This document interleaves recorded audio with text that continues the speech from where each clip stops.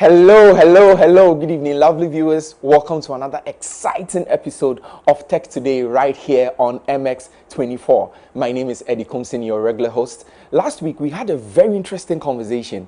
We looked at the evolution of smartphone cameras, mobile photography measured up against DSLR, and then the future of mobile photography and everything. If you missed that, you can go and play back that particular episode on our social media platforms at MX24GH, at MX24GH, with the hashtag Tech Today.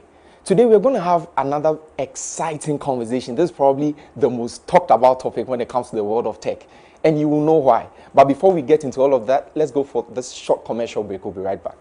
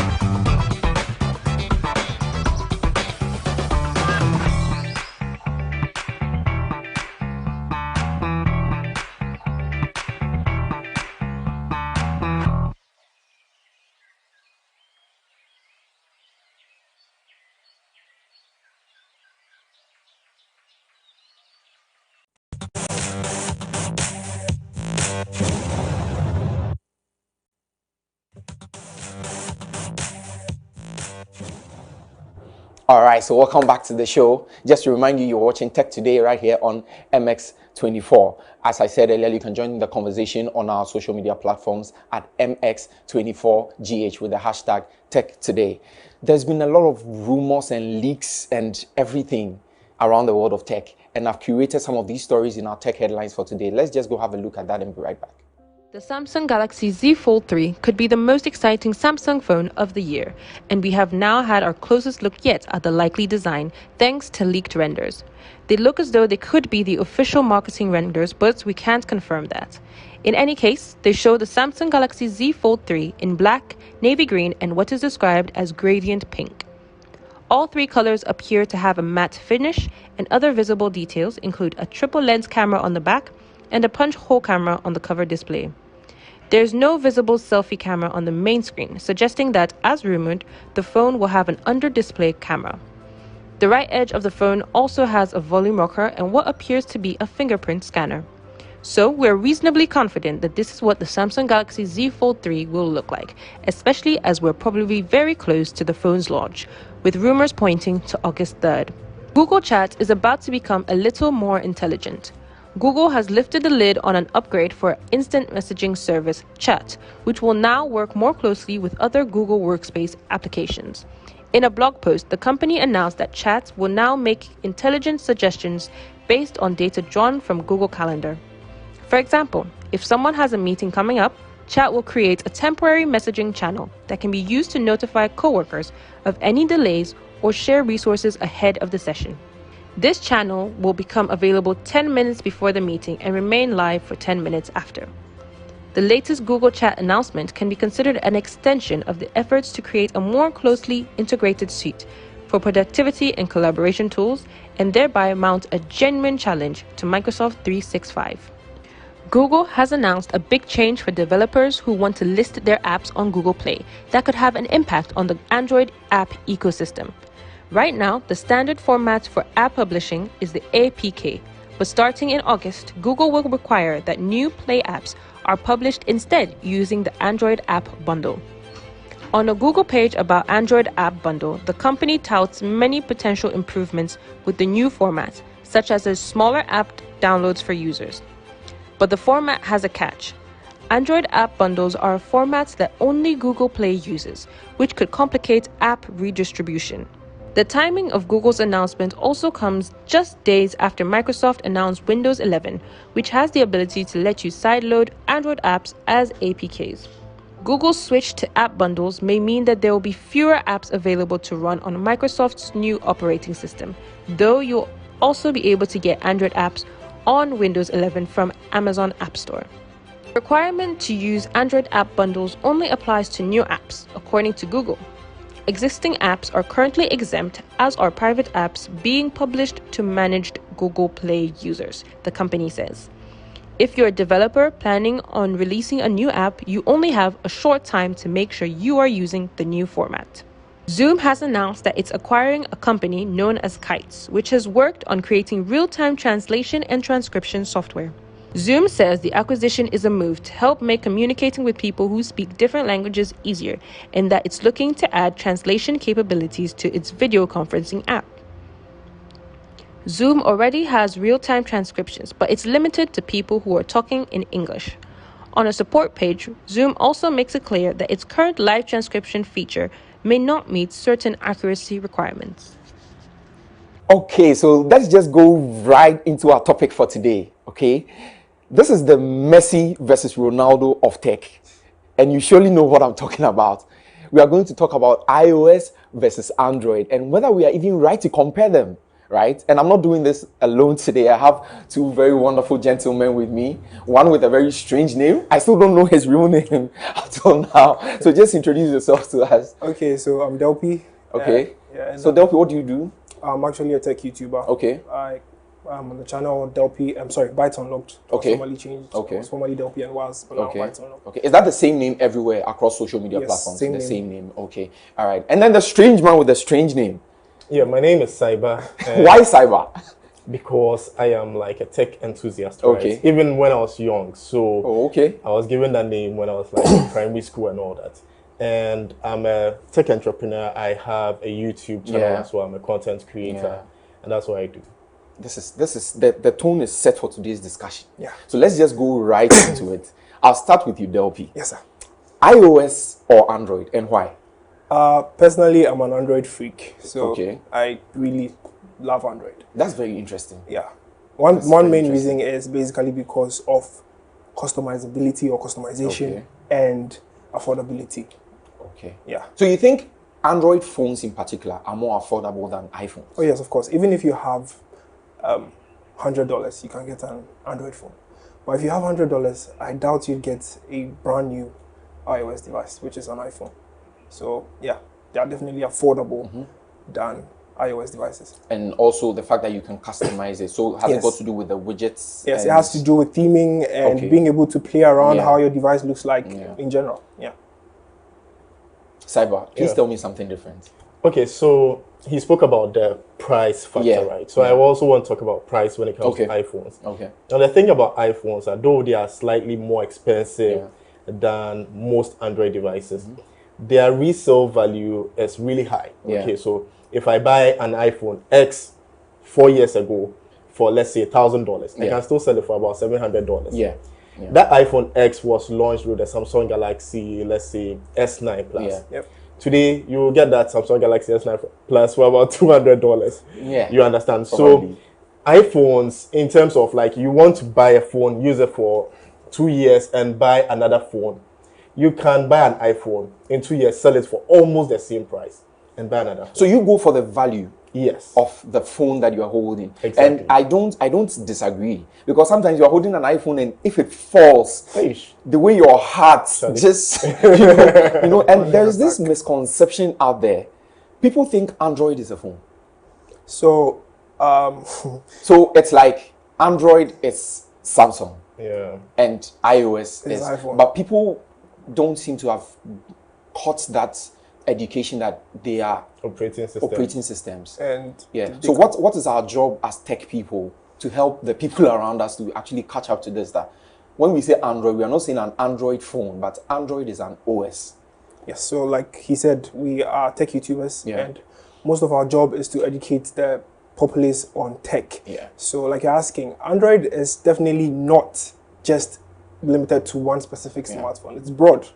It's broad spectrum. There are different smartphones out there that use Android, and because it's open source in general, different smartphone brands can hop in. We have Infinix doing Android devices. We have Techno doing Android devices. So yes, definitely they are not just a one specific brand. Yeah. Just that iOS is the one that is more specific Yeah. to only iPhones. Yeah. So I believe that brings out that specificity for Yeah. iOS devices. Yes. So for But that, Cyber, let me just ask: are we even right to compare the two? Because in my opinion, I feel like they are two different things.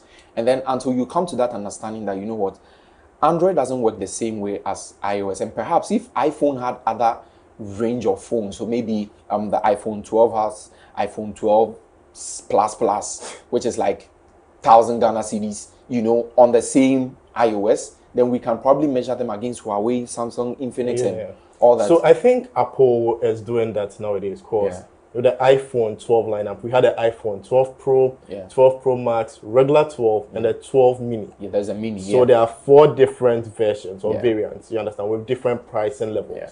So it's to help people who can't really afford the highest end $1,200 iPhone to be able to get something for maybe $400. You understand? And the thing about iPhones is that it has, like, if you want to decide, should I get an Android phone or an iPhone, I think there are certain factors you need to consider, right? So if you already own any Apple product, you'd most likely want to go for an iPhone. Because the integration between devices is amazing. ecosystem. Like, I have 2 iPhones here. Yeah. I can start typing here and continue here. Yeah. I can copy text from this Is that the phone handoff feature? and paste here. I can copy text from my phone and paste on my MacBook. On your Mac, It's just amazing. You understand? So if you already own a product, then you can go into the iPhone and plug yourself deep into the ecosystem. But if you want options, right, you want customizability, you want the freedom to be able to do whatever you want with your phone, maybe then you want an Android Does device. it also pose some risk because it's open source? Yeah. To the Android OS as compared to iOS with viruses and then getting fake apps and all those things. Yeah, So- especially because of side loading. Yeah, side loading. Side loading, for instance, is one thing that's really a risk to take when you're handling an Android device. So yes, it definitely has. Or it poses But a threat. some smartphone manufacturers, I'll take Samsung with the One UI, have really enhanced their security. Yeah. You know, that you can almost compare to the iOS. And I love the point that you made. I have a Samsung Watch 3, but I have the app on my iPhone. So then I'm sort of using a cross-functional thing. And it works perfectly for me. So there are people like me who love certain products with Android and certain... definitely I'll go for a MacBook. I'll go for an iPad. But then when it comes to my smartwatches, just because of the design and that the Samsung Galaxy Watch looks like an actual watch instead of the squarish rectangular design of them. So there are people like me who love both sides. So have you had the chance to test both Android and the... Yes. And so you did that for some time before actually settling on this? Yes. Or you are still open to... If you can afford, right? Yeah. You can have the best of both worlds, because both offer certain unique features. All right. But what I love most about my iPhone is that I'm a content creator. Okay. Right. And traditionally I carry my camera, my DSLR camera, or my mirrorless camera. You carry your battery pack, your lenses and everything. But when you are creating content and you're using your iPhone, there's no Android device which can match the quality of video that you're able to shoot on your iPhone. Do you agree with that? Because I personally want to disagree with him. Why would you want to disagree? Because I've shot 8K on Samsung Galaxy Note 20 Ultra before. Unless you're being specific or you're trying to say that because iPhone cameras are optimized. And in that sense, it basically means that you can have a 64 megapixel camera lens on an Android device and it won't produce the same quality as that of the 12 megapixel. It will not be anywhere. That is more understandable. In that sense, are we right to bring Google Pixel into the conversation? Of course. Because it's one of the most brilliant cameras out there when it comes to photography. Exactly. But there's a bit of a problem with performance and all that. Especially with taking videos. It's not bad, but it's not top notch. Do you think that's why it's taking a bit of time to take off the Google Pixel phone? I think if we are being expectant, this year's Pixel 6 is definitely going to change the world in a way, but it's not out yet, so we can't. And that's the challenge that most people have with Android. They don't know which Android phone to go for because there are millions of brands. You understand? So when there's an iPhone, you see either an iPhone 12 or an iPhone 11. It's a simple choice. This is what my money can afford. But assuming you have $500, there are over 1,000 different Android devices you can get. You understand? So the user is confused.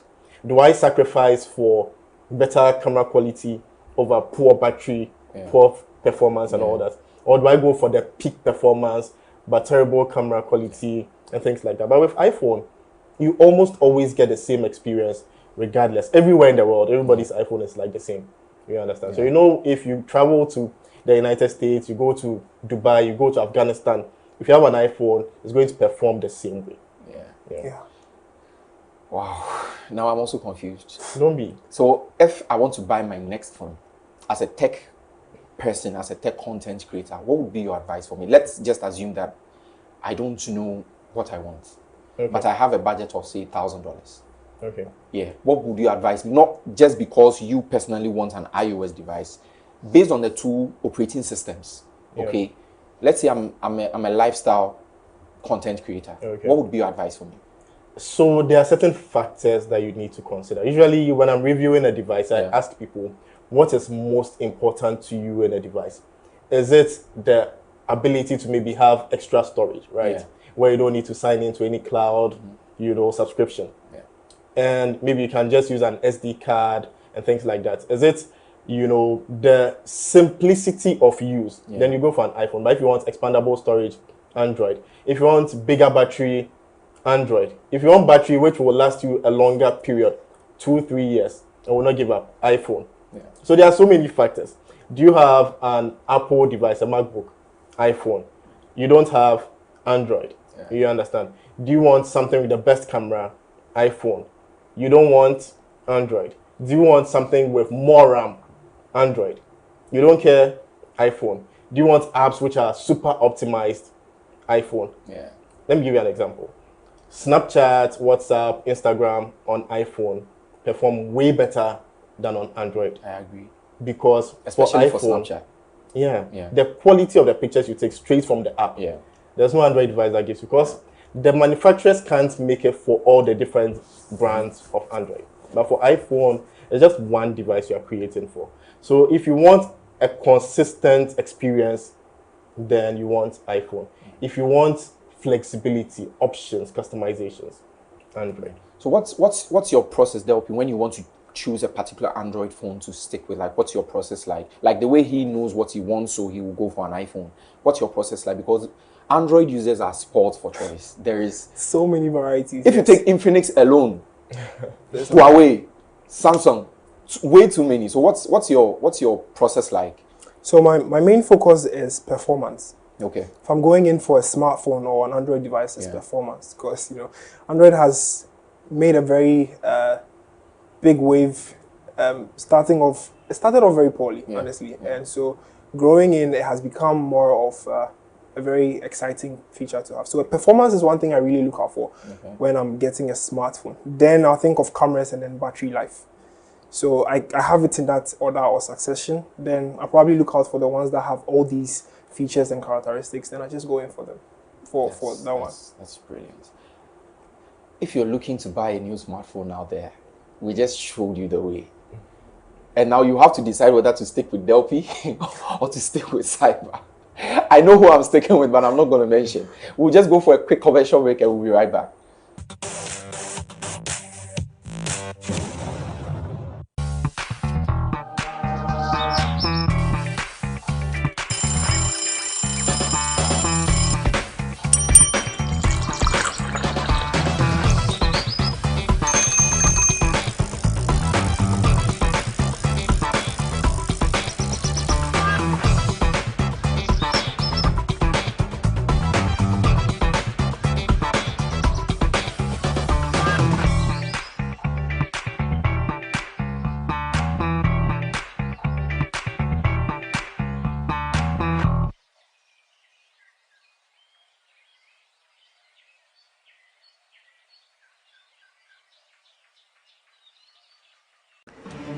The news that matters the most is the news that hits closest to home. Politics, business, lifestyle, entertainment, whatever. Once it breaks, we are there. If it touches you, your family, your community, or your safety, we've got it covered. You need to know what is happening in and around Ghana and on the international scene. This is MX24 News.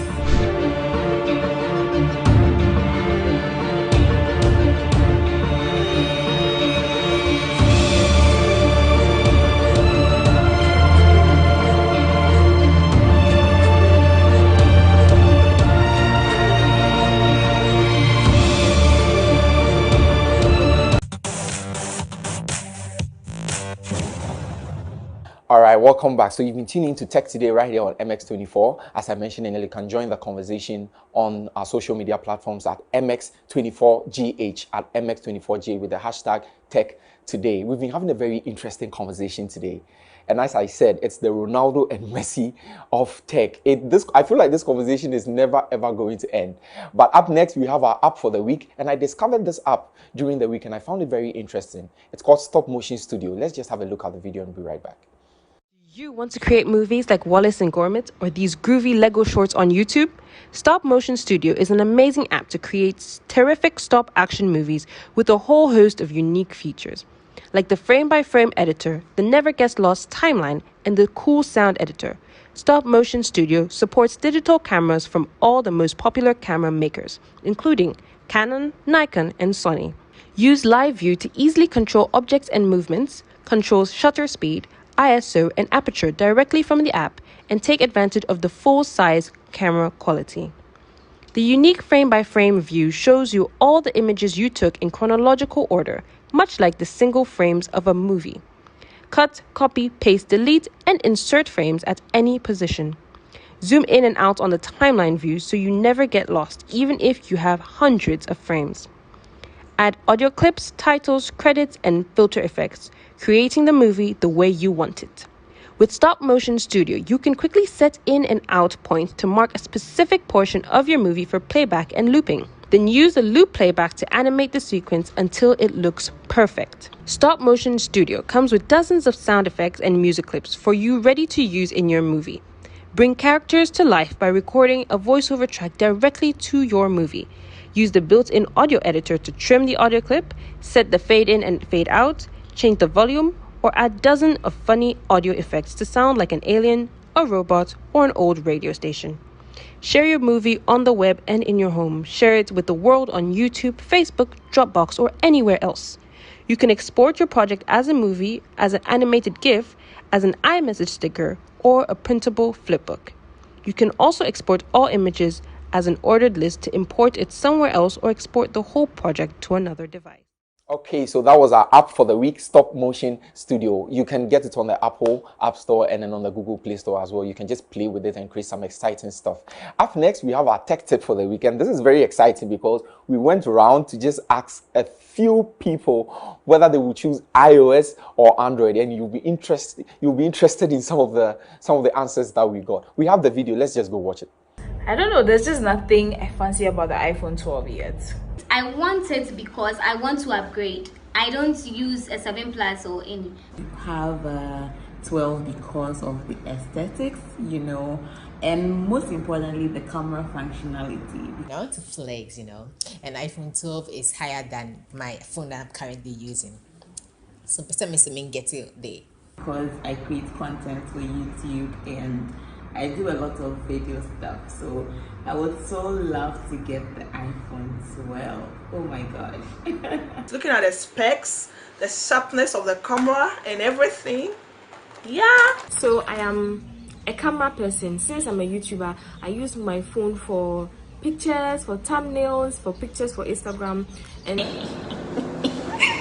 The smoothness of the phone, the camera quality, it's top notch. I love quality pictures, I love quality videos. I'm a picture. There we have it. Also, we have to bring the show to an end. I've really had fun today. And I believe we're going to pick this conversation up again. Thanks for passing through Delphi. Yes, thanks for passing through Cyber. My name is Eddie Kunsin, your regular host, and I'll catch you same time next week right here on MX24. Good night.